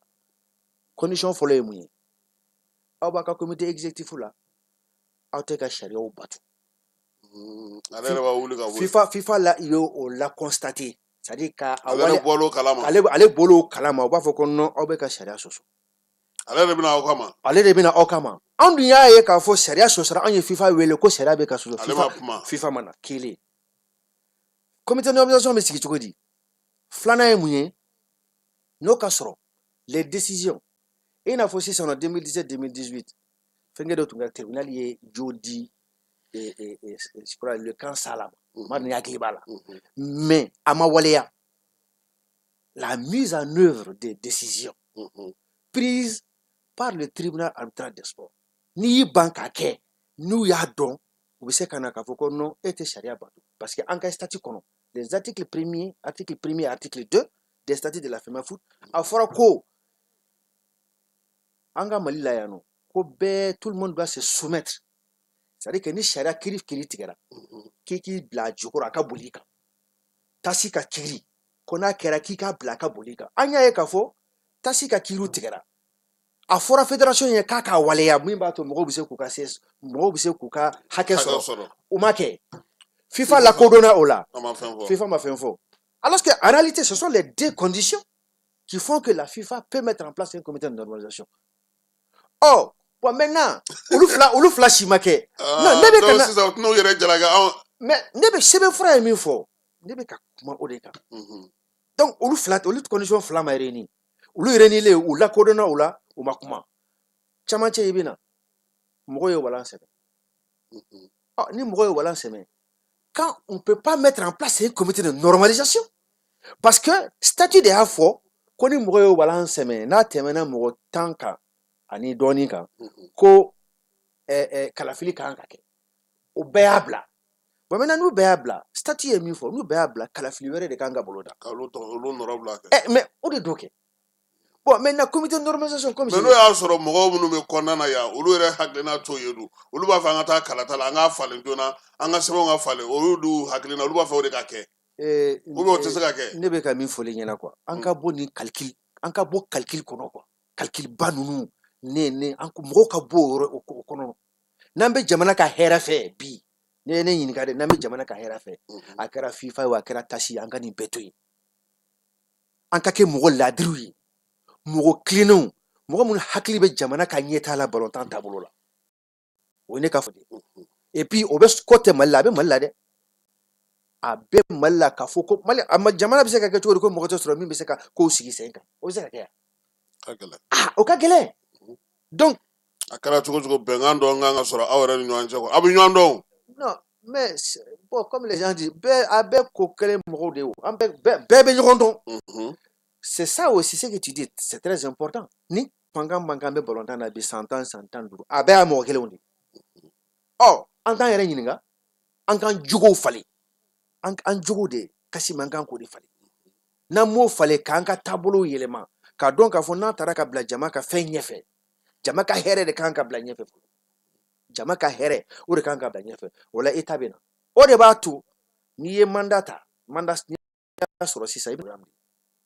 yani y'an ka kɛlɛ kɛ place ko la i bɛ programme de fɔ fɔlɔ ni nana san 4 kɔnɔ n bɛ ɲɛsin mun de ma mɔgɔ caman tɔgɔ bɛ ka fɔ dɛ kɔlɔn tɔgɔ bɛ ka fɔ sala tɔgɔ bɛ ka fɔ surasi dɔw tɔgɔ bɛ ka fɔ olu bɛ se ka kɛ cɛbaw ye ali fédération mɔgɔkɔrɔ minnu yɛrɛ denmisɛnnin olu dɔw fana tɔgɔ bɛ ka fɔ k'u bɛ se ka na tuguni Kassim ne bɛ ka min fɔli ɲɛna peu importe la personne non peu importe la personne ou la personnalité ni sɛbɛn bɛ bato wa ni sɛbɛn bɛ non bi mun y'an lase yan bon an bɛ mɔgɔ sira tɛ wari min bɛ fédération na k'a fɔ k'i jɔ n k'a ta n bɛ se ka min sɔrɔ a la min ka hakilina t'o ye fɔlɔ min ka hakilina ye jamana ka hɛrɛ bɛ min na balontan farikolo ɲɛnajɛ surtout que nous sommes aujourd'hui le combien le 6 papier dɔ ta bi ordonnance ta min ɲɛsinnen bɛ farikolo ɲɛnajɛ ma c'est très important yɛlɛmaba don dɛ mais ka na ye o mais yɛlɛma ma kɛ bi o nin baara in bɛ sen na a ka ca a bɛ san 1 bɔ a bɛ n'a man ca ni o ye c'est pour que k'a yirala k'a fɔ ko i n'a fɔ an bɛ min kan kɛ statut la su ni dugujɛ tɛ dɔrɔn k'a yɛlɛma o tɛ o loi c'est à dire que sariya pour que fanga ka d'a ma i bɛ baara de kɛ n'a ye fɔlɔ i maa caman ɲininka mais nin ko loi in ye san 10 de kɛ nin y'a 10e année de pratiquement parce que c'est 2017 2026 10 ans bientôt bon maintenant sɛbɛnfura u ye kun fɔ i b'a ye gafe tɛ yɛlɛma ten o a kun de fɔra ko diɲɛ taabolo yɛlɛmana farikolo ɲɛnajɛ ta fan fɛ nin san 10 in kɔnɔna na surtout anw yɛrɛ fɛ a paraît que min ye kalanso farikolo ɲɛnajɛ ni Voilà. an ka fɛn nu bɛɛ lajɛlen bɛ bugɔlen no bere kelen de la. Voilà, donc Ko maintenant k'u ko bɔ k'u bɔ ɲɔgɔn na. hadamaden yɛrɛ ka bɛ se ka lafiya sɔrɔ. Parce que sɔrɔ bɛ kɛ dɔ in na, dɔ in kɛ kun ye k'i farikolo de. Oh, donc ko ka bɔ bon maintenant olu ye fɛnw de ye. Dalu o dalu bɛ yen k'a fɔ ko bon ko kun de la nin kun de la an bɛ na nin fɛn in Parce que kɛ. n'i b'a kɛ ekɔliso kɔnɔ i tɛ se k'a fɔ ko i ye professionnel ye o. Fɛn ɲiniko kuma kɔni t'o Fɛn la. ɲiniko kuma t'o la. C'est pourquoi on a parlé de sociétés sportives. O y'a O fɔ. kɔrɔ ye mun ye? Bi bi in na il faut aller vers le professionnalisme. C'est-à-dire que Tɔn tɛ se ka kɛ tuguni ko anw ka. association tɛ bilen. O tɛ tuguni. Ayi société. I ko baarakɛyɔrɔ bɛ tuguni. Mais o de don. Bɛ segin a kan mais c'est pourquoi on doit aller vers le professionnalisme. A bɛna kɛ diyagoya o la dɛ. Mais o de don. E ma ye e ko ko mɔgɔ ye mɔgɔ 19 tɛ yan. 19 tɛ tɛ statut kan 21 de b'a kan. Mais o yɛrɛ fana ye violation de. 21 de b'a kan. A di mandat min sigira 2019. Statut min tun b'a kɔnɔ. A fɔra de ko en 2022 on devrait commencer le professionnalisme. O de bɛ a kɔnɔ. O de baara taara ka di. Mais fo bi mun de kɛra? Sɛbɛn tɛ lawaleya an fɛ yan. Sɛbɛn tɛ lawaleya an fɛ yan. Bon olu le président de la ligue professionnelle féminine et le président de la ligue masculine olu fila de kan ka fara comité exécutif kan o de b'a kɛ 21 ye. Mais le fait que bi o yɛrɛ ko ko ligue yɛrɛ ma sigi. olu bɔ bi olu kan ka waleya de. Olu ma sigi. Olu kan ka waleya de. O la n'olu waleyara sisan nɔ ligue de bɛna voter et non les clubs. Kuma de bɛ yen parce que bankun n b'o fana f'i ɲɛna bankun ye mun ye i b'a dɔn. Parce que n'o nana kɛ ligue de bɛna voter les 14 clubs ne vont pas voter. Ah, donc ligue professionnelle de bɛna voter. Mais ayi c'est-à-dire que ligue professionnelle b'u ka vote kɛ pour que k'u ka bureau sigi. Mais nka ni kalafili bɛ kɛ fédération na. Comité exécutif. C'est pas les 14 clubs ou les 16 clubs qui viendront voter, c'est leur ligue qui viendront. Ah, ligue kɔnɔntɔn ye. Ligue kɔnɔntɔn de bɛ non O de bɛ yen sisan. ligue kɔnɔntɔn de bɛ yen. Mais la ligue professionnelle Ah, féminine muso o kan ka na voter. Ouais. Olu fana kan ka vote kɛ. La ligue masculine olu fana kan ka vote kɛ. Mais tant que n'o nana club minnu bɛ ka voter tan sisan olu tɛ voter o. Parce que olu nujuru b'o kɔnɔna na. Mais o de don kɛ. C'est comme ça, c'est comme dans les régions. Dans les régions, il y a combien de districts? Il y a 5, 6, 7 districts. Mais ligue de olu ka kan di kala fɛnkɛ saba voix saba. Bon ni ligue professionnelle fana nana sigi sisan i bɛ taa sɔrɔ min kan ka di peut-être voix saba naani ou bien duuru compte tenu du nombre de clubs. Donc naani duuru bɛ se ka di. Donc au lieu que club 14 ka na kalafili kɛ. Ni voix fila ye sisan nɔ. Olu ka représentant minnu bɛ yen dɛ olu de bɛna kala saba kala naani ou bien kala duuru olu ka voix bɛ kɛ o ye. Donc le fait qu'an ma taa professionnalisme fana a kun dɔ fana filɛ nin ye. Parce que n'o kɛra olu jɔyɔrɔ bɛ dɔgɔya clubtigiw jɔyɔrɔ bɛ dɔgɔya. Mais tiɲɛ de don kɛ. C'est ça la réalité. Donc il faut que bi. Ah, mais a dun fɔra ko championnat professionnel o de bɛ ka fɔ sisan o. Non mais ka dɔ fɛ. Club 14 de. Ouais, an tɛ se ka kɛ championnat professionnel ye tant que mais ne filɛ ka min fɔ i ɲɛna tan. C'est pas si c'est professionnel là les 14 clubs ne voudront pas voter. Ayi dɛ. O ka ligue de bɛ na. O ka ligue de bɛ na. 14 clubs tɛ se ka voter o. Ayi dɛ. Ailleurs là c'est pas comme ça hein. Ailleurs là. Sariya min taara bi par ordonnance gouvernement fɛ a bɛna na yɛlɛma don ka se fo ninnu bɛɛ lajɛlen ma. Non, c'est-à-dire a tɛna taa fɔ a bɛna fɔ de fédération k'u ka taabolo falen. U bɛ fɛn fɛn kɛ. Sariya bɛ Mali kɔnɔ u k'a ta o. Olu bɛ min kɛ sisan u k'u kundama bɛn ordonnance in de ma. Et puis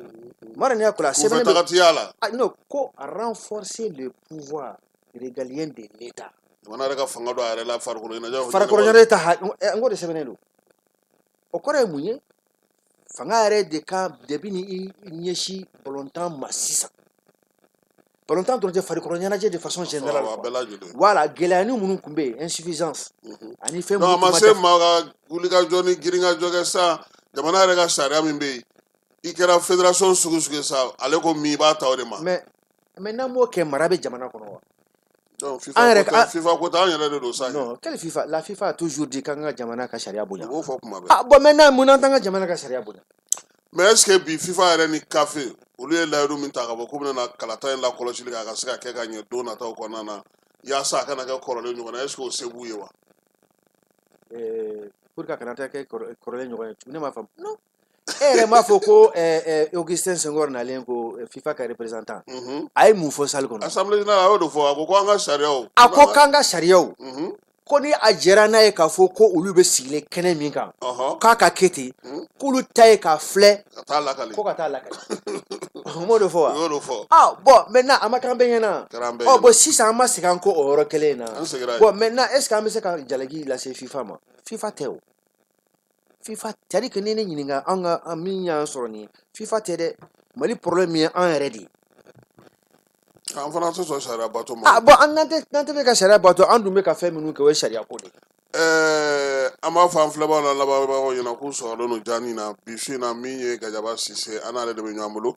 u ka baara fana kɔnɔna na Gajaba ko musaka bɛna na kalifa Sidibeka ye la dɛ ale ni Mayiga kɛ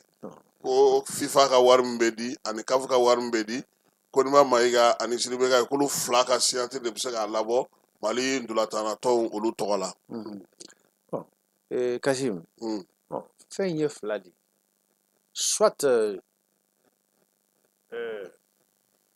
an bɛ jɛ ni a ye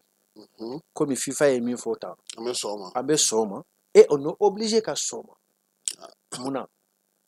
parce que ko de nana parce que n'an ma wuli joona ka fɛn dɔ kunbɛn finalement ka taa a yira a da yira o la olu fana ka parce que bɛɛ n'i ka jate de don dɛ bɛɛ n'i ka jate de don olu tɛ fɛ a ka ɲagami mais min b'olu fana arranger parce que bi signature tɛ yen min bɛ se ka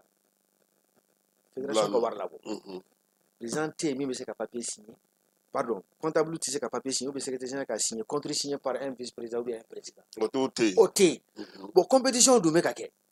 an yɛrɛ tun bɛ ka ɲininkali k'a wari bɛ ka bɔ min bon ɲininkali bɛ yen an kan ka ɲɔgɔn mun yɛrɛ kɛra olu wari bɔra minnu fɔlɔ yɛrɛ minnu kɛra olu wari bɔra min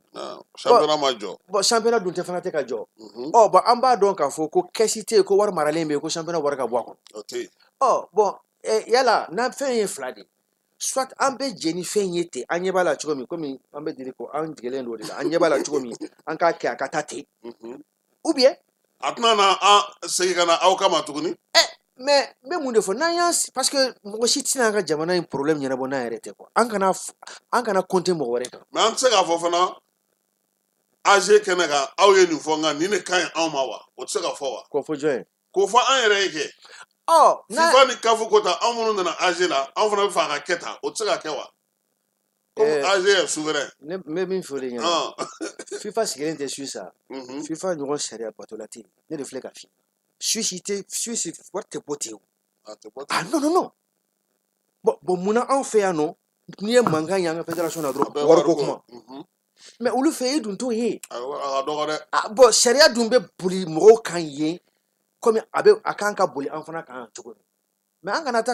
to k'a fɔ de ko FIFA ka sariya k'o de ka boli an kan an ka jamana kɔnɔ k'a sɔrɔ dun FIFA yɛrɛ ko non a y'aw ka sariya bato fɔlɔ n'a y'aw ka sariya bato tilennen de don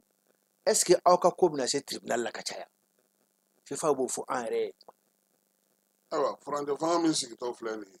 parce que ne kɔni ye furancɛ fanga de fana sigitɔ ye a bɛna nafa jumɛn bɛ se ka y'a la kɔlɔlɔ jumɛn bɛ se ka ye a la an ka farikolo ɲɛnajɛ kan n'i ye FIFA ka lettre lajɛ a fɔra de ko de gérer les affaires courantes bon en attendant yanni élection ka bolo o bɛ se ka taa waati joli la non élection normalement tile 45 k'a daminɛ u ka sɛbɛn bɔ don na mais en théorie c'est comme ça je parle bien donc mɔgɔ minnu a bɛ minnu sɛbɛn ma sa u kan ka wuli ka jɔ kɛ je parle en théorie parce que il y a pas une date indicative c'est à dire que k'a fɔ ko don de filɛ nin ye k'a fɔra k'a daminɛ nin don in o ma fɔ mais de façon générale sɛbɛn fura n'a nana nin cogoya la on suppose le jour où papier sɔrɔla ou bien le jour où secrétaire général bɛna lettre ci k'a fɔ k'u ka convocation kɛ bon mais convocation in fana o fana date ani nin date o de cɛ man kan ka jɛ ɲɔgɔn voilà kuma de filɛ nin ye parce que plus an bɛ ka taa ɲɛfɛ plus fossé min bɛ yen a bɛ bonya ka taa fɛ donc a fɔra de ko dans les plus brefs délais o de sɛbɛnnen b'a kɔnɔ je crois ko suivant les délais statutaires donc assemblée générale extraordinaire dans ces circonstances tile 45 voilà sunkalo mana ban sa bon a bɛ se ka kɛ sunkalo banna a bɛ se ka kɛ voilà o de don mais an y'a ye k'a fɔ mɔgɔ caman bɛ yen olu tun jɔrɔlen don fédération malienne de football ko yɛrɛ la ani baara minnu kɛra ka ɲɛ est ce que bi du in bɛɛ lajɛlen mɔgɔ bɛ se k'u fara ɲɔgɔn kan ka ɲɔgɔn sɔrɔ wa baara minnu kɛra ka tɛmɛ yan. Ka kɛ ni an ye waleya minnu ye est ce que a b'a to bi aw ka segin aw bɛɛ k'aw bolo di ɲɔgɔn ma ka bɛn sɔrɔ ka président ɲɛnama sɔrɔ ka sigi wa? Ne b'o de f'i ɲɛna wa. On n'a pas le choix. A m'a fɔ ko kalafili k'an ka kalafili de kɛ yan. Kalafili ma kɛ yan. Kalafili kɛla don n ko parti dɔ gagné na. Mais après mun y'a to bi bɛɛ tilala k'a fɔ ko bon ko n t'a la o kɔrɔ. A ma ɲɛ. Bon maintenant n'a ma ɲɛ o kɔrɔ tɛ k'a fɔ ko mɔgɔ o mɔgɔ da bɛ ballontan ko la bi ko o bɛɛ ma ɲɛ o tɛ o. O bɛ yen dɛ. Et puis on n'a pas le choix bi n'an bɛ fɛ an bɛ min an ka laɲini ye min ye bi. Min ye développement du sport de façon générale. Ani farikolo ɲɛnajɛ ballontan n'i y'o ta bi n'an bɛ fɛ an ka taa on n'a pas le choix kelen. Filanan ye min ye ne bɛ fɛ an ka hakili to fɛn dɔw la quoi. O mun ye Kasi. I b'a dɔn n b'a fɔ ko farikolo ɲɛnajɛ taabolo la fɛn ma kɛ Mali kɔnɔ. Mais nin san damadɔ in kɔnɔ an y'a ye farikolo ɲɛnajɛ a discipline bɛɛ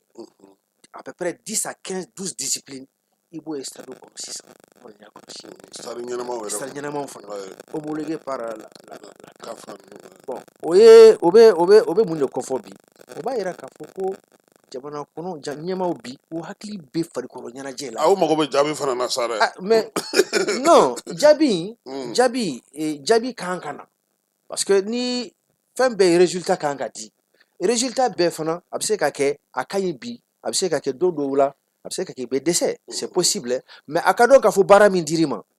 i bɛ ka baara k'a kɛcogo la. Kuma yɛrɛ gɛlɛya yɔrɔ ye min ye an ka ballontan in bi Kasim ni sɛbɛnfura bɔra bi ko a y'a kɛ tan a dugusɛjɛ i b'a sɔrɔ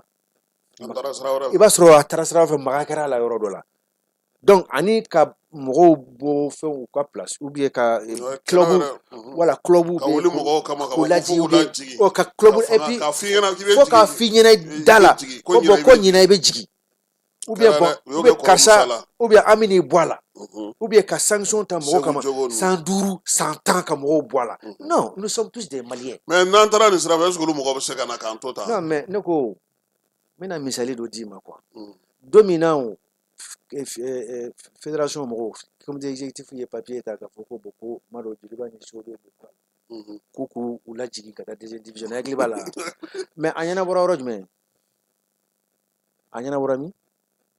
A ɲɛnabɔra yɔrɔ jumɛn k'u ka tila ka yɛlɛ o place la? Fédération kɔnɔna tɛ o. Je crois k'a ɲɛnabɔra assemblée kɔnɔna de la. A ɲɛnabɔra assemblée kɔnɔna de la ko bon ko ka nin ko in bɛɛ dabila ko ka sigi u nɔ na a ma kɛ yan. Ko k'u lasigi u nɔ na. Bon fɛn dɔw bɛ yen bi quoi on n'a pas besoin de tout ça. Ka tugu ɲɔgɔn kɔ k'a fɔ bon ka ɲɔgɔn an k'o bila. N'an bɛ jamana ka hɛrɛ fɛ dɛ. N'an b'a kɛ jamana yɛrɛ bɛna jɔ a jɔyɔrɔ la. Mais a tɛ nin ye de a papier ma bɔ a ordonnance tɛ ne ka bɔ sisan nɔ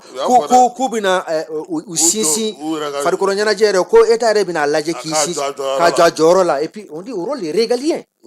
O kɔrɔ ani jɔyɔrɔ min ka kan a bɛn'o ta. I n'a fɔ éducation ni santé ni sécurité bɛ cogoya min na faso bɛ k'i jɔyɔrɔ min État bɛ k'i jɔyɔrɔ min na k'u bɛn'o kɛ farikolo ɲɛnajɛ la o kɔrɔ ye mun ye tellement que c'est une association ko de tun don u ye mɔgɔw yɛrɛ to yen k'u ka fɛnw dilan u yɛrɛ ye mais a mana kɛ cogo o cogo association bɛ jamana de kɔnɔ o association tɛ se ka utiliser k'a ta k'a kɛ kɛlɛkɛ bere ye ou bien fɛn ɲini bere wa a kuma tɛ se ka fɔ a sera yɔrɔ dɔ ma n'i ma farati n'i ma fara ka to ka kuma fɔ dɔrɔn u bɛ gɛn ka bɔ a la voilà.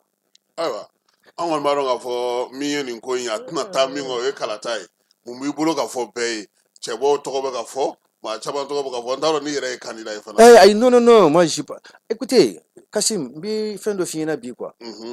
Ballontan kanu ne bɛ ka fɛn fɛn fɔ tan ballontan kanu de don dɛ wa maa m'a dɔn ne da ayi ne m'a daminɛ bi fana maa m'a dɔn da m'a daminɛ bi et puis je suis président de club là je suis président de club. N delila k'a f'i ɲɛna n ko mon club. Aw yɛrɛ bɛ wari min don a ka. An bɛ c'est à dire que n'an ko k'an b'a ɲɛfɔ an bɛ wari min don an ka club la san kɔnɔ mais c'est trop. On est en deuxième division. Deuxième division bi na c'est a labɛnnen tɛ a tɛ ye yɛrɛ. Bon n'a fɔra ko deuxième division bi na aw yɛrɛ ma wari bɔ ka fara ɲɔgɔn kan k'a di district ma aw tɛ championnat ta. F'a ka wari de bɔ ka cotiser mais c'est pas normal. Championnat Mali kɔnɔ bi n'aw ma wari bɔ ka fara ɲɔgɔn kan aw tɛ. Mais cɛbɔ minnu tɔgɔ bɛ ka fɔ Sala Babi Kɔlɔn ani bon hali n'u ma sɔrɔsiw fɔ sa u kɔni ko sɔrɔsiw dɔw bɛ n'u kan bɔ est ce que danaya bɛ i bolo olu bɛ se k'a ɲɛnabɔ n bɛ ko le fɛnɛ ɲɛna mɔgɔ min bɛna bila ɲɛfɛ bi tu n'as pas le choix hein. i se t'a la I se t'a la tu vas faire l'affaire du peuple tu es obligé parce que an tɛna balontan farikolo ɲɛnajɛ k'a ta dɔrɔn ko parce que k'a d'i ma non non non non non non donc i tɛ se ka mɔgɔw minɛ Ayi. komi don min ka di ye ni mais k'a wulila fɔ ko don min bɛ na ko ka fɔ ko karisa bɔ mais a la ka walima wuli- an ka wuli ka an ka nin taa nin ligi minɛ nin ou bien ko karisa filɛ nin ye dɔrɔn aw ka hakilinaw tɛ kelen ligi ko la dɔrɔn ka mɔgɔ dɔ wuli dɔrɔn ka taa bila a nɔ na Kasimu o ka gɛlɛn o ma ɲi dɛ o man ɲi jamana kɔnɔdenw ni ɲɔgɔn cɛ ten ka mɔgɔw gɛn ka bɔ fɛnw na ten dɔrɔn ou bien ka wuli mɔgɔw kama ko parce que aw ka hakilina ta tɛ kelen ye a dun n'i y'a ka hakilina ta lajɛ a bɛ se k'i dɛmɛ de voilà donc ne bɛ min f'i ɲɛna dɔrɔn mɔgɔ min bɛna kalafili min bɛ nalen mɔgɔ min bɛna a kɛ tête de liste ye non n bɛ baara de b'i bolo dɛ ne de filɛ ka f'i ye Kasim baara b'i bolo dɛ parce que tu es obligé de faire l'affaire du peuple o de don ayiwa mɛ aw yɛrɛ tun bɛ ka laɲiniba min kɛ sariya minnu man ɲi olu bɛna falen cogo di sisan non a bɛ falen o kɔnɔna de la i ni bureau nana sigi non moi je parle de façon standard c'est à dire ne ka hakilina ta ne bɛ k'a fɔ min na ni nin sugu kɛra mun bɛ se ka bɔ a kɔnɔ ni a fɔra sa ko kalafili kɛra on sait pertinemment que statut minnu bɛ yen nɔ maga kɛra a fan caman na finalement bi yɛrɛ i t'a dɔn Min yɛrɛ bɛ yen. voilà bon maintenant ni a nana ni kalafili nana kɛ ka sigi ko bɛ daminɛ o de la feuille de route dɔ de bɛ di c'est pas la feuille de route de la FIFA moi je ne suis feuille de route FIFA ko tɛ o ye o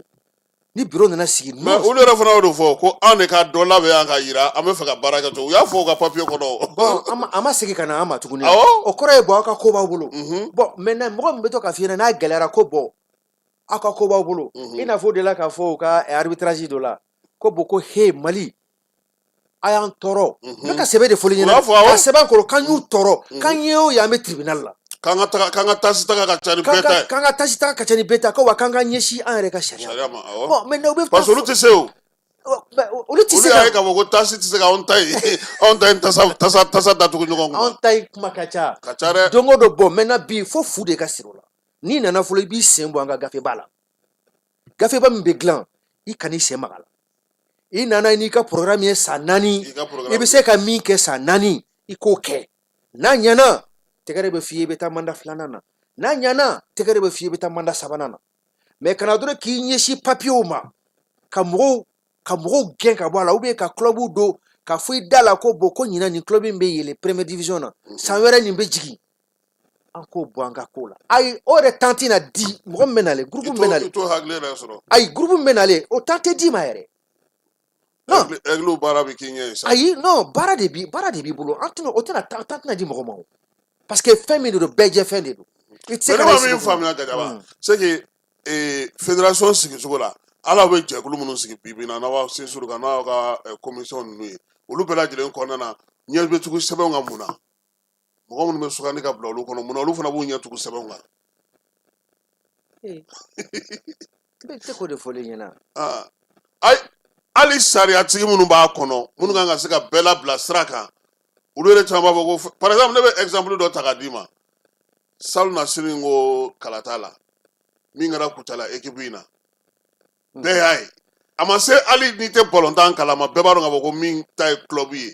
nka olu ko ko mun ko min pere nana n'a ye k'olu bɛ dan o ma kuma ye mun yɛrɛ ye n ko papier mais o tɛ sariya yɛrɛ ye n ko dɔ de ye papier n ko mɔgɔw dɔw de ye papier sɛbɛn ɲɛ yɛrɛ k'a kɛ comme si club de ye papier ci ka sɔrɔ o tɛ tiɲɛ Ala bon an tɛna an da don nin bɛɛ la bi an ye nin bɛɛ de page tourner mɔgɔw de ko kalifa dir'u ma 2023 k'u ka jamana balontan k'a d'u ma comité exécutif u ka taa n'a ye u nana ye k'a fɔ ko bi u tɛ se u ye walan sɛmɛ an b'an hakili da min kan sisan nɔ ka jamana kɔnɔdenw ɲini minnu bɛ se ka baara kɛ tilennenya kɔnɔna na ani ladirilenya kɔnɔna na ka jamana ka fɛnkɛ bila ɲɛfɛ c'est vrai mɔgɔw b'a fɔ bon personne nul n'est parfait nul n'est parfait parce que hali tagamatɔ i bɛ talon mais est-ce que i y'a dabɔ i ka talon o bɛ kɛ hadamaden na mais kana dɔrɔn k'i ɲɛsin papier yɛlɛma ou bien musaka ko kana k'i ɲɛsin musakaw bɛ se ka bɔ cogo min na pour que n bɛ se k'an ta sɔrɔ ka bɔ yen parce que groupe min bɛ na dɛ Kassim a tɛna nɔgɔya groupe bolo dɛ parce que mission commando de don quoi commandé de mission commando parce que défi de don anya ye ka fo Connor nana 2018 kana ka fo ko gafe o mai ka gafe o yelema ka gafe kundama be ina fo FIFA yɛrɛ min fɔ yaro kɛra an tun man kan tɛ ka sunɔgɔ la ko mun tun b'o kɔnɔ dɔrɔn kun b'o waleya ka taa o de tun b'an lataa ɲɛ comme ça n'an kun ye bi sɔrɔ fɛn ni minnu tun b'a jɛ au fur et à mesure an b'a dafa mais an nana ka na dɔrɔn k'a yɛlɛma siɲɛ kelen siɲɛ fila siɲɛ saba finalement papier nana kɛ cogo di ni e yɛrɛ kundama tɛ a tɛ se ka tile mɔgɔ wɛrɛ ma tugun mais a dun gafe in a bɛ bɛɛ de kɔfɔ a bɛ bɛɛ de kun kan voilà bon n bɛ min fɔlen ɲɛna fana an b'a fɔ ligiw ɲɛna ani clubw ni fɛnw bi a Mali ɲɛ bɛɛ de ta ye club minnu bɛ première division deuxième division qui ont le droit de vote aujourd'hui olu de minnu kan ka wele ka taa bi on va dire que bon ligiw dɔw sigi cogo ma ɲa mais bi FIFA m'o fɔ et pourtant n y'a fɔ FIFA ye k'a fɔ CAF ye k'a fɔ ko ligiw sigi cogo ma ɲa hali kɔsana yɛrɛ kun y'a mɛn ko Bamakɔ ligi fana kun kan ka kurakura gɛlɛya bɛ jamana kɔnɔ kuma fɔra ka dɛsɛ kasi an ma se ka ɲɛ sɔrɔ a si la bon fo ka taa ye ko non ko an ɲɛ b'a la cogo min continuer comme ça k'a ka taa n'a ye bon an bɛ mun de kɛ bon o kɔrɔ ye k'a fɔ aw ka ko bɛ aw yɛrɛ bolo FIFA ta ye ɲɛ o de ye dɛ hali sisan u y'o de fana fɔ parce que hali ko sisan kɔni k'an ka na ni fɛn de ye an b'a fɛ a ka taa sira min fɛ yɔrɔ kɔni o b'an yɛrɛ de bolo o b'an yɛrɛ de bolo bon an de man kan ka jamana in to yen bi fo ka to k'a kɛ mɔgɔw de bɛ to k'an lajɛ an ka ɲɛsin an ka denmisɛnninw ma an ka ɲɛsin an ka balontannaw ma an ka ɲɛsin an ka clubw ma an ka ɲɛsin an ka instances ma gɛlɛyaw bɛ an ka n'i bɔra Bamakɔ gɛlɛya bɛ balontan na fan bɛɛ fɛ mais e b'a dɔn min de bɛ nali n'an m'an kɔlɔsi yɛrɛ mais championnat lajɛ kɛ kasi c'est le championnat de Bamako bon bi an y'o kuma fɔ ka dɛsɛ bon politique min bɛ nalen parce que tɔnw bɛɛ bɛ yan de o bon maintenant politique min bɛ nalen ni mais groupe min bɛ nalen vous n b'a fɔ groupe min bɛ nalen minnu kan ka na marali kɛ sisan mais a bɛ ɲɛfɔ u ɲɛna est-ce que a y'a yɛlɛma mais a ye nin kɛcogo nin tɛ ɲɛ ka ja Mali balontan bɛɛ olu dɔrɔn de bɛ ballon tan districtw bɛ yen ballon tɛ tan ligues bɛ ballon c'est à dire denmisɛnnin balontan yɛrɛ tɛ ba la an fɛ yan coupe cadet tɛ yen coupe junior tɛ yen espoir tɛ yen nin bɛɛ tun bɛ yen fɔlɔ bon ne de b'a f'i ɲɛna a bɛɛ musaka bɛ na ah ne de filɛ ka a bɛɛ musaka bɛ na ne de y'a fɔ a ti don a da fɛ ne de filɛ ka f'i ɲɛna a musakaw bɛ na denmisɛnnin balontan musoman cɛman a bɛɛ bɛ na bon maintenant n'an y'an ban baara ma ko ka taa kɛ dɔrɔn minnu b'o jɛkulu kunna yen mun na olu t'o kuma fɔ ka se ka se mais e ka ban bɛ k'o de fɔli ɲɛna quoi n ko n'i ye jamana bila ɲɛfɛ i bɛ ka mission parce que c'est une mission de service public on est d'accord parce que fédération ye jamajɛkulu min ye ministre a sirilen don ministériso de la n'o ye farikolo ɲɛnajɛ ministériso ye donc n ko mais dɔ de bɛna fara o ka fɛn ko baara kan sisan a yirala ka ban ordonnance ma bɔ bi yɛrɛ bon mun de nana ni o ye parce que mɔgɔw tɛ kɛra comme si u tɛ sɛgɛ ci an ka sariyaw la fédération dɔw u tɛ sɛgɛ ci an ka sariyaw la bon fo ka taa sariyaw ka taa lagosi fo kɛnɛma bon kasi o man kan tɛ an man ka sɔn o ma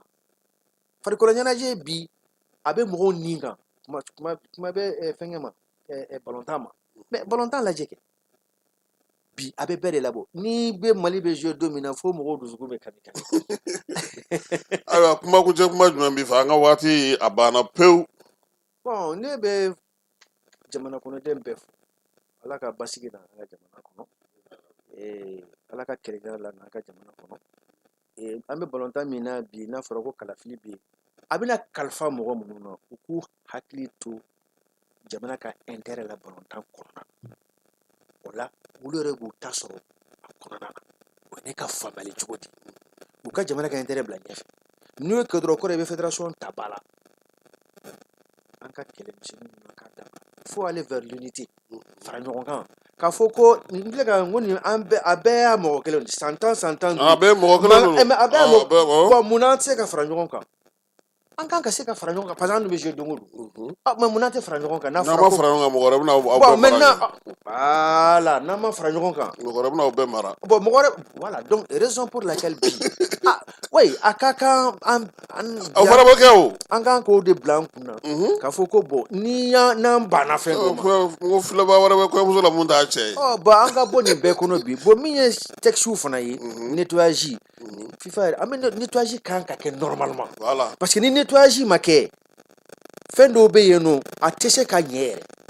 donc ne bɛ jamana kɔnɔden bɛɛ fɔ n bɛ Mali fɛn fɛn sirilen balontan n b'a mɔgɔ da bɛ balontan ko kuma na n b'a bɛɛ fɔ an bɛ dugawu kɛ club minnu bɛ compétition na Joliba ne ye stade sini stade kan ka jouer an bɛ dugawu kɛ lansara waati ala ka sebaya an yɛrɛ kɛrɛfɛ voilà ala ka sebaya di je pense que ni ye stade ye sebaya sɔrɔ a tɔ bɛ nɔgɔya voilà a tɔ bɛ nɔgɔya a bolo quoi donc club tɔ minnu fana bɛ yen nɔ Joliba par exemple an bɛ bon c'est vrai que bi Joliba kɔni éliminé mais u ka jɔyɔrɔ dɔ sɔrɔ u ka jɔyɔrɔ dɔ bɔcogo ka ɲɛ a ko la voilà bɔcogo ka ɲɛ match minnu bɛ nalen match fila je crois awɔ u ka lajɛ ka victoire sɔrɔ o bɛɛ ka ɲi denmisɛnninw ma quoi donc an ka ɲɔgɔn dɛmɛ bɔcogo ɲuman ye an ka clubw dɛmɛ an k'an ka instances dɛmɛ an kana bila an ka jamana an kana bila a ka bi ka an tɔgɔ ka to k'a fɔ ko balontan na Mali la aw vous là n'an yɛrɛ dɔrɔn ko problème ko problème ko an ye o ye ko an yɛrɛ bɛ ɲini ka na kɛ ko Cameroun an ye o ye ko gɛlɛya de bɛ an kan o donc an k'an jogow falen an k'an kɛcogow falen an ka sariyaw an yɛrɛ ye sariya minnu ka taa assemblée la ka a voter an ka vraiment an k'u bato an ɲɛsin u ma n'u ye min fana fɔ an ka tugu voilà n bɛ aw ka filɛbaga bɛɛ fɔ an yɛrɛ b'i fo k'i waleɲuman dɔn an filɛbagaw ni an lamɛnbagaw aw ɲɛw a n'aw tulo garisɛgɛ kɛra nin de ye min ye Gajaba Sise ale ye vice président ye AS Espoir de Nioro o tɔn min ye deuxième division a b'o la bi bi in na a jɔyɔrɔ ka bon kosɛbɛ sabula kunnafonidila caman a bɛ taa kɛnɛw kan an ka se ka ɲɛfɔli kɛ mɔgɔw ye degun min bɛ an bɛ se ka faamuya cogo min na a ye min fɔ an bɛ segin o kan an ka sɔn ɲɔgɔn ye fɔlɔ an k'an bolo di ɲɔgɔn ma ko kɛra cogo o cogo n'aw kumana a bɛ ɲɔgɔn faamu a bɛ sira dɔ sɔrɔ min bɛ se ka ɲɛ a tɔ o bɛ se ka kɛ k'a dafa don nataw la Falaye Keyita tun y'a k'a bila bɔlɔlɔ sanfɛ a k'an bɛn sini n'Ala sɔnna ma nɛgɛ kanɲɛ 10 waati nɛgɛ kanɲɛ 12 tɛ midi n'Ala sɔnna ma an na ɲɔgɔn sɔrɔ yan kɛnɛ kan ale jɛmukan kɔnɔna na. Ni bɛ wari ci i bɛ wari ci nɔgɔya la ni bɛ wari ta i bɛ wari ta nɔgɔya la. Sama mɔnɛ bi maliyɛnw jɔrɔna ko n'u hamina ko dɔn o de la sama mɔnɛ ma fɛn fara a ka wari cili musakaw kan wa a ka nɔgɔn ni Mali wari ci siraw bɛɛ ye